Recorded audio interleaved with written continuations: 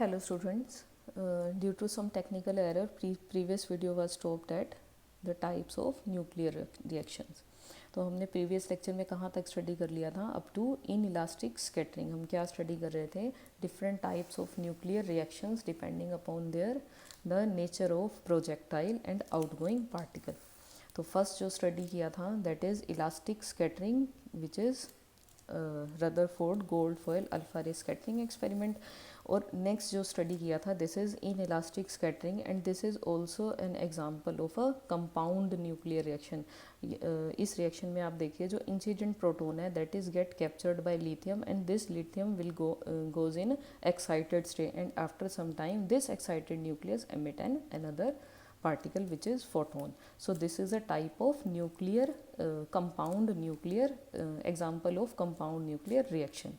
Now next is a nuclear disintegration. Nuclear disintegration क्या है कि जब इस पर पार्टिकल बोम्बार्ड किए गए, जैसे कि यहाँ एग्जांपल दिया गया है न्यूट्रॉन का, तो this results in oxygen and proton. तो यहाँ पर क्या है कि जो पार्टिकल इंसिडेंट किया गया है जिस टारगेट न्यूक्लियस पे हमें जो प्रोडक्ट न्यूक्लियस मिल रहा है that is different from the target nucleus and outgoing particle is also different from the incident projectile. So this type of reactions are called nuclear disintegration, कि जिसमें न्यूक्लियस क्या हो रहा है, डिसइंटीग्रेट हो रहा है.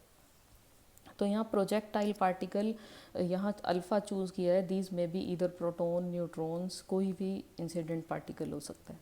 नेक्स्ट एग्जांपल है, आप यहाँ से ये भी देखिए कि किस तरह से इसे शॉर्ट फॉर्म में लिखा हुआ है कि जो टारगेट न्यूक्लियस है उसे ब्रैकेट के लेफ्ट साइड पर लिखते हैं और यहाँ ब्रैकेट के इन साइड जो फर्स्ट पार्टिकल है this shows the projectile means incident particle and after that there is a comma and next particle is which is outgoing particle and after bracket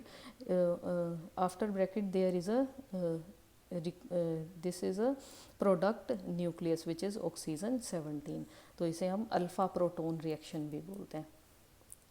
now next is photo nuclear reaction. Photo nuclear reaction name से ही आप identify कर सकते हैं कि जिसमें photons involve हो. अब यहाँ पर जो इंसिडेंट प्रोजेक्टाइल पार्टिकल्स हैं वो क्या है, photons which are gamma radiations. तो जब नाइट्रोजन पर गामा रेडिएशंस हिट कराएंगे then this will result in a excited carbon nucleus with the emission of a proton. तो आप इस रिएक्शन को इस तरह से भी लिख सकते हैं, this is also a type of compound nuclear reaction. तो जब ये एक्साइटेड न्यूक्लियस ये क्या कर रहा है, फर्दर डिसइंटीग्रेट होके एक नए पार्टिकल को एमिट करेगा.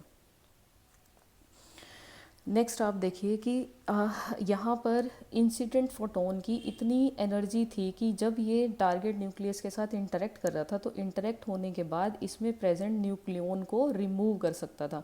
बट अगर इंसिडेंट फोटोन की एनर्जी इतनी ना हो कि वो क्या कर सके, उसमें प्रेजेंट न्यूक्लियन को रिमूव कर सके, then in that case this incident photon will be absorbed by this target nucleus and this target nucleus will go in excited state and after some time this will again emit a photon with different energy.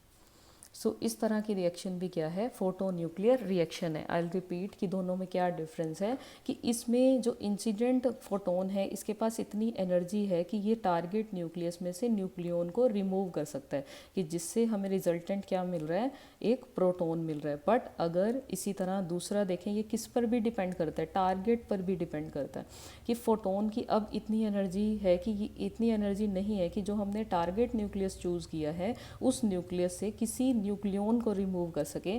तो ये क्या करता है, अपनी energy nucleus को transfer कर देता है और ये एक्साइटेड न्यूक्लियस कुछ टाइम के बाद फिर से फोटोन का एमिशन करते हैं that may be of different energy. So this is the photonuclear reaction.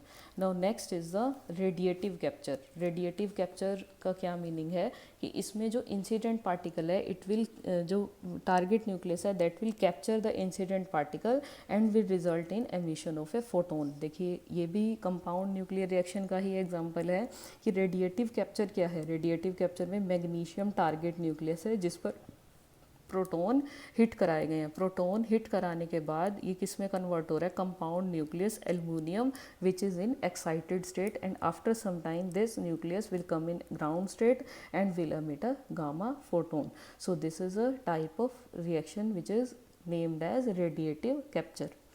आप इसे इस तरह से लिख सकते हैं कि इस तरफ क्या है, टारगेट न्यूक्लियस जिस पर प्रोटॉन बम्बार्ड किए कराए गए और एमिट क्या हो रहा है, gamma photon with a residual nucleus aluminium. Clear. Now next is a direct reactions, जिसके बारे में हम पहले भी स्टडी कर चुके हैं जब हमने न्यूक्लियर रिएक्शन स्टार्ट किया है। तो आप देखिए डायरेक्ट रिएक्शन में दो तरह की रिएक्शंस हमने देखी थी, one is pickup reaction and next is stripping reaction. Pickup means knockout reaction इधर, और स्ट्रिपिंग रिएक्शन।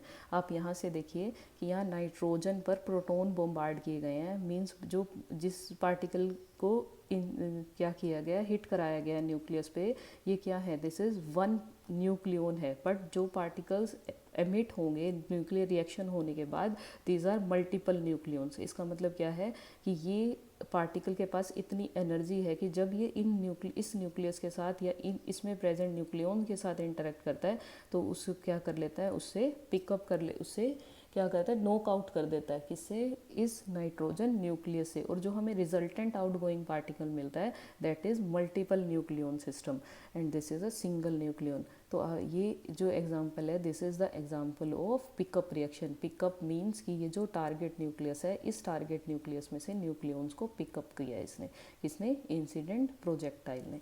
इसी तरह इससे अपोजिट देखिए, स्ट्रिपिंग रिएक्शन का क्या मतलब है कि अगर इंसिडेंट पार्टिकल टारगेट न्यूक्लियस में न्यूक्लियंस को एस्केप करने की बजाय उसमें ही हो, किसमें, टारगेट न्यूक्लियस में। इससे अपोजिट देखिए, अब यहाँ नाइट्रोजन टारगेट न्यूक्लियस है और इस पर मल्टीपल न्यूक्लियन सिस्टम बम्बार्ड किया गया है, और जो हमें आउटगोइंग पार्टिकल मिल रहा है that is single nucleon with a residual nucleus of oxygen. अब यहाँ पर मल्टीपल न्यूक्लियंस थे, ये जब इसके साथ इंटरेक्ट करते हैं तो हमें आउटगोइंग पार्टिकल क्या मिल रहा है, सिंगल न्यूक्लियन मिल रहा है। So this is the example of stripping reaction. Now in continuation with this also, here next reaction is heavy ion reaction। नाम से ही आप जज कर सकते हैं कि जिसमें heavy ions involved हो। तो आप यहाँ से देखिए कि पहले हम कोई प्रोजेक्टाइल पार्टिकल, कोई न्यूक्लियन या न्यूक्लियर पार्टिकल देख रहे थे। अब यहाँ पर जो इंसिडेंट किया गया है, this is a multiple nucleon system which is nitrogen. किस पर हिट किया गया है, एक heavy nucleus which is lead with mass number 207 and this result in lead of mass number 208 and nitrogen 13। तो इसमें क्या है, heavy ions involved हैं, so this is called the heavy ion nuclear reaction. तो हैवी आयन न्यूक्लियर रिएक्शन किसी भी तरह की हो सकती है, ये कंपाउंड न्यूक्लियर रिएक्शन के थ्रू भी प्रोसीड कर सकती हैं या डायरेक्ट रिएक्शंस के थ्रू भी प्रोसीड कर सकती हैं, विच आर स्ट्रिपिंग और इधर pickup reaction. Clear. Now next is the spallation reaction. Spallation reaction क्या है कि जिसमें लाइट पार्टिकल्स इन्वॉल्व हों और जो आउटगोइंग पार्टिकल्स है वो कोई हैवियर पार्टिकल हो। जैसे कि आप यहाँ से देखिए, इंसिडेंट किसे किया गया है, एक सिंगल न्यूक्लियन को, और जो आउटगोइंग पार्टिकल है that is a multiple nucleons और अ हैवी न्यूक्लियस। किसी यहाँ पर टारगेट न्यूक्लियस क्या है, नाइट्रोजन, जिस पर प्रोटॉन बम्बार्ड किए गए हैं and after that we get lithium 6 and beryllium 9। So these are different type of nuclear reaction depending upon the nature of incident particle and the outgoing particle. So in combination with previous video and this video, this is all about the nuclear reactions. Thank you students.